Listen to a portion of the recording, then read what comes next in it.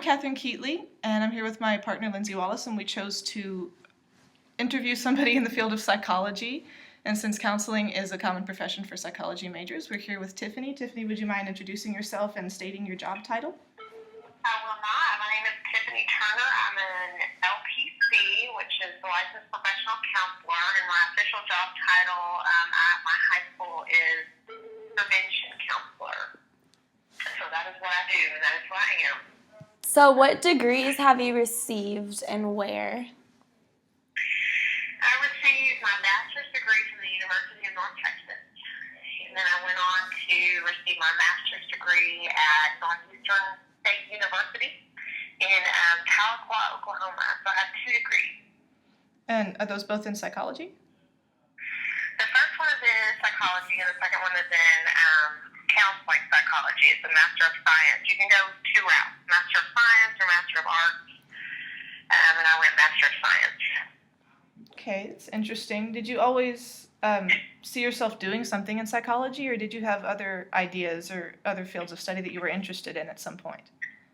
I'm one of those people who always kind of knew. I know that's not the case for everybody, but I grew up on the playground counseling people.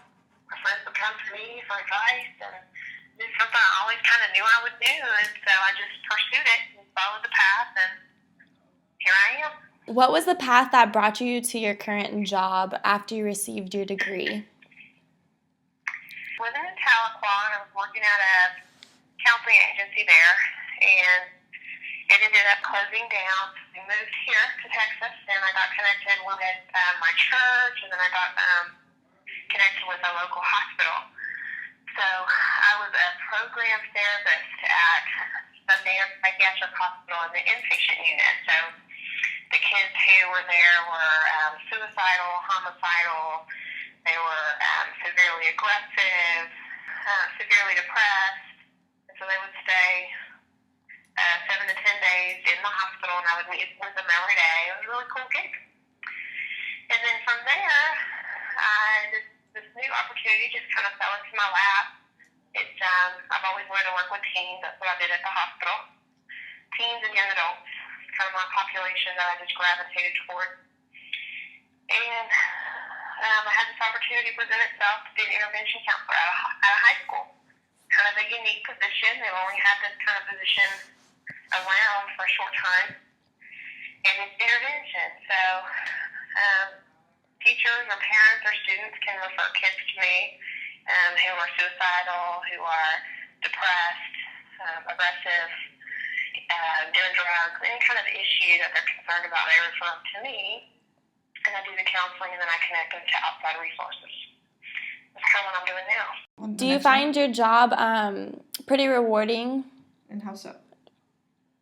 Yeah, I mean, it is definitely rewarding. I feel like I get paid more in just the reward of just how I'm making a difference, and I can see like kids' lives changing, or when I do a family session with them and they're able to communicate some things that they haven't been able to in years, or when I see somebody just get better, or they come out of a depression, or they decide to quit doing drugs. That's what I get paid in. I get to be on the sidelines of that, and it's just really, really cool.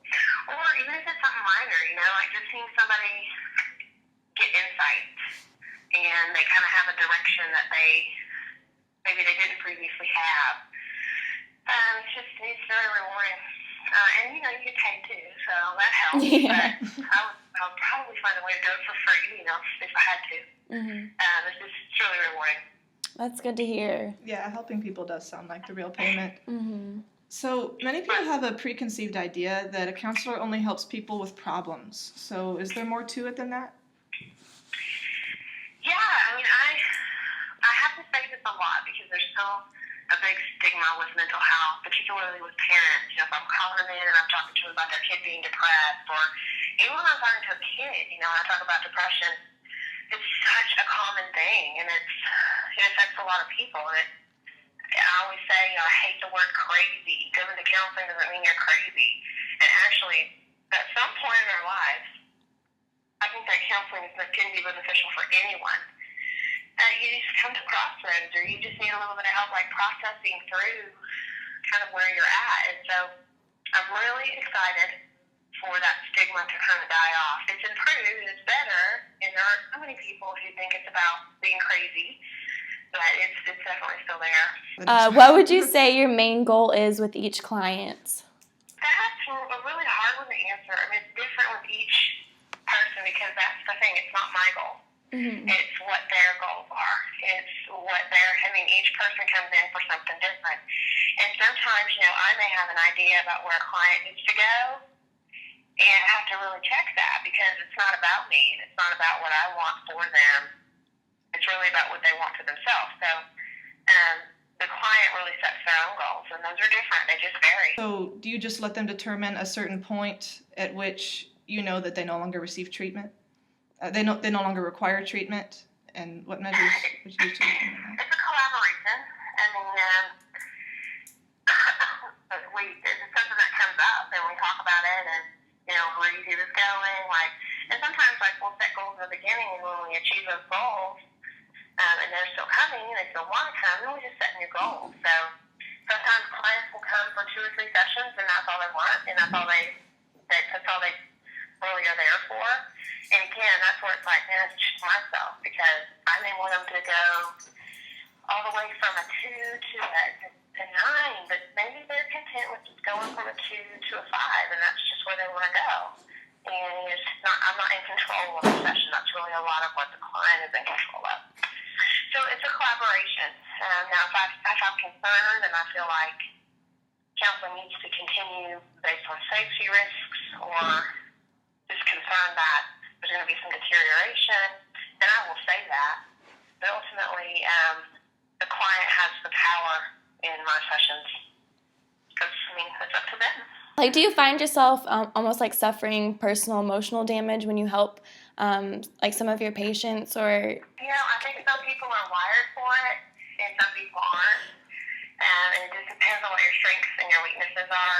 Some of my therapist friends are very full of mercy, and they have to really make efforts to check that out the door and not carry it into their personal life and think about their clients. And then, there's sometimes when I do that too, because I consider myself someone who's very compassionate. And that's part of what I do is I care for and I deeply love and care for my clients. Mm-hmm. They're letting me in their life, and there's just something that happens kind of emotionally between you, and that's part of the beauty of it. But you do have to kind of make this conscious effort to say, okay, and this is where my spirituality comes in. I'm not God.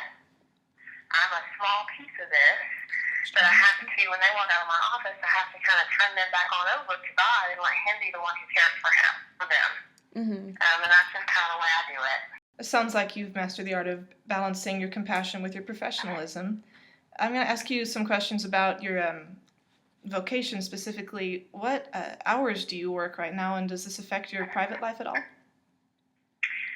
The hours I work right now are really great. I just got this new gig, and it was my first year in this intervention counseling role.